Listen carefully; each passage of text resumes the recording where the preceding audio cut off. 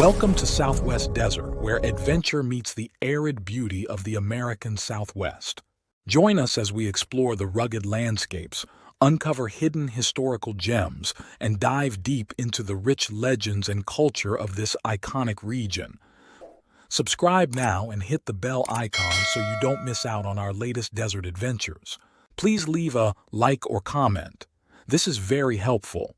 Let's journey together into the heart of the Southwest Desert.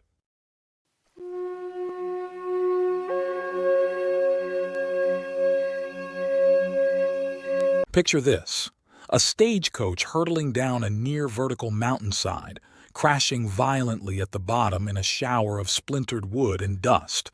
The driver crawls from the wreckage, grins at his terrified passengers, and declares it a beautiful descent, far less difficult than anticipated. This wasn't just any ordinary journey. This was the desperate race to reach what promised to be the greatest gold discovery in Southern California history. In the summer of 1854, California was suffering. The glory days of the gold rush were fading, placer mines were playing out, and economic depression was settling over the Golden State. Southern California, which had prospered supplying beef to northern mining camps, was sliding back into sleepy poco tiempo days. The region desperately needed something to reignite its fortunes. Then came the cry that changed everything: gold on the Kern River. Experienced Argonauts had struck it rich near the junction of the Kern River and its South Fork. By August, 130 miners were working the gravels, pulling out $10 to $25 per person daily. But the discovery that set hearts racing was a massive 21-pound gold nugget, glittering proof that the Kern River country held unimaginable treasures. The news spread like wildfire. A Mexican prospector from Kern River strutted through Mariposa's streets, flourishing a pouch bulging with gold nuggets, boasting about hills yellow with outcroppings. When word reached Los Angeles in December, a correspondent confirmed, "There is no doubt of there being a plenty of gold here." Southern California's newspapers seized on the discovery like desperate men grabbing a lifeline. Here was proof of the mineral wealth they'd claimed for years. The papers painted visions of a second gold rush, with Los Angeles becoming the San Francisco of the South. But there was one massive problem. No wagon road connected Los Angeles to the Kern River goldfields through treacherous mountain terrain. Enter Phineas Banning, Los Angeles's most dynamic stage entrepreneur, a man who never met a challenge he wouldn't tackle head-on. Banning decided to prove the route feasible by driving a stagecoach straight through to the goldfields. The first obstacle was formidable Fremont Pass beyond San Fernando Valley. As his horses strained up the steep grade, passengers walked while the animals fought for elevation. The real terror came on the descent, a brush-covered gulch plunging at near-perpendicular angle. Banning's companions begged him to reconsider, but the stageman declared any driver who couldn't handle this hill should confine himself to ox teaming in the valley. Banning whipped his horses forward and sent the rig plunging over the edge. The coach careened downward, completely out of control, bouncing off rocks until it smashed to pieces at the bottom. Passengers scrambled down in panic, certain they'd find Banning's broken body. Instead, they found him climbing from the debris with a broad smile. "Didn't I tell you? A beautiful descent, far less difficult than I had anticipated." This spirit drove Los Angeles's assault on the gold fields. Merchants raised money to improve the mountain road. By February 1855, Banning was running 6-horse stages and 10-mule freight wagons, accompanied by express lines and endless streams of gold seekers. Southern California caught gold fever with vengeance. Through dusty streets came miners and storekeepers, wagon trains and pack animals, cattle herds and sheep bands. Picks, pork, shovels, hard bread, and pans are at a premium, reported Santa Barbara. The Los Angeles Star noted, "Our public houses are crowded with strangers, although every kind of conveyance is called into requisition to get to the diggings." By early March, excitement reached fever pitch. The Los Angeles Southern Californian editor lost composure entirely. "Stop the press! Glorious news from Kern River.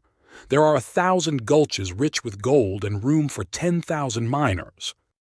Northern California watched this southern enthusiasm skeptically until steamships brought concrete proof. On February 12th, the steamship Havilah docked with news that miners were pulling $50 daily from Kern River gravels. Over 2,000 men were already working claims. That was enough.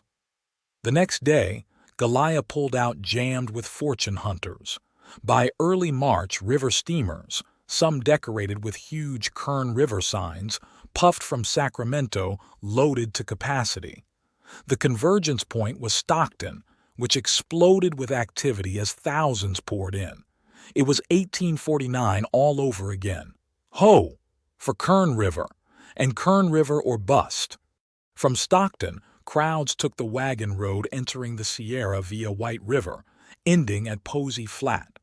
From there, 30 brutal miles over Greenhorn Mountain on foot or horseback led to the Promised Land. The main settlement, Forks of the Kern, followed classic gold rush patterns. Miners slept in tents, worked dawn to dusk hauling ore to the river for washing, and paid outrageous prices for supplies. Living far from authority, they governed by conscience alone, sometimes meaning frontier justice. One storekeeper was shot because he refused to sell a man a pair of pants on credit. When foreign miners arrived, hostile Americans refused them claims on the best ground. But by spring, harsh reality was setting in. Gold was definitely present, but not enough to justify the enormous expense and hardship of getting there. Most miners barely broke even. Disillusionment spread like plague. Frustrated miners denounced the excitement as a Los Angeles promotion scheme. By May, the great exodus began. Of 5,000 miners who had crowded in at peak excitement, only a few hundred remained. One eyewitness captured the desolate scene: provisions, tools, bad whiskey, and vicious rattlesnakes in all directions. Los Angeles papers tried desperately to stem the tide. $2 or even $1 per day is far better employment than to come back here and loaf around our grog shops, argued the Star. But it was useless. The Kern River humbug became a northern goldfields laughingstock. In Sacramento, someone tied a mocking sign to a stray horse, bound for Kern River. Yet the story didn't end there. Captain Richard Keyes had discovered a rich quartz ledge in 1854, the source of much placer gold that sparked the original excitement. Around his mine grew Keysville, the first permanent American settlement in future Kern County. Through the late 1850s and 1860s, serious mining continued in remote mountain camps. New discoveries led to new settlements: Quartzburg, which boomed until temperance made it dry, forcing saloon keepers to establish their own town downstream, Whisky Flat. In 1864, Confederate sympathizer Asbury Harpending arrived seeking Civil War refuge. His discovery in the Tehachapi Mountains led to founding Havilah, named after the biblical land where there is gold. This pine-shaded camp became county seat when Kern County was organized in 1866. The mining industry reached its peak in 1875 when Nevada's Silver Senator John P. Jones bought up the Big Blue Mine and surrounding properties, constructing a massive 80-stamp quartz mill that kept the camps humming with activity for several profitable years. But all golden dreams must end. In 1883, fire swept through the Big Blue installations, destroying the machinery and infrastructure that had sustained the last great mining operation in the Kern River country. The age of gold was over, leaving behind only ghost towns and memories of the brief, spectacular moment when Southern California thought it had found its ticket to mining immortality. Today, little remains of this forgotten chapter in California's golden saga. Most of the old mining camps lie beneath the waters of Isabella Reservoir, drowned by the march of progress. But for those willing to travel the bumpy dirt roads to Keysville and Havilah, the spirit of the great Kern River gold rush still whispers through the mountain wind, carrying tales of courage, greed, hope, and the eternal human dream of striking it rich. If you would like to see a lost gold story by where I grew up, click on the link in the description. Join my Patreon community and discover my art print products on my website in the links provided in my description and link above.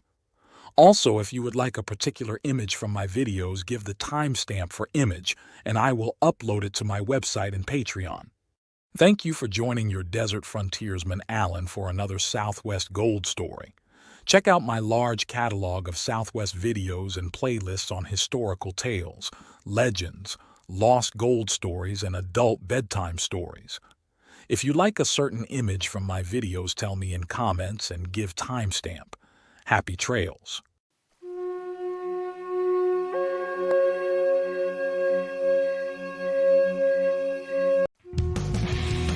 Thanks for watching. If you enjoyed this video, don't forget to like, comment, share, and subscribe for more great content. Hit the notification bell so you never miss an update. See you in the next video.